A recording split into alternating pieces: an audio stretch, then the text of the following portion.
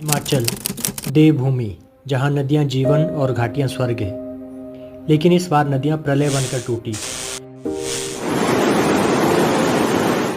जिसकी सिसकियों ने कईयों के आशियानों को छीन लिया। हजारों घर बह गए, मानो सारे ख्वाब मलबे की भेंट चढ़ गए हो। लेकिन इंसान ने इंसान का सहारा बनना सीखा।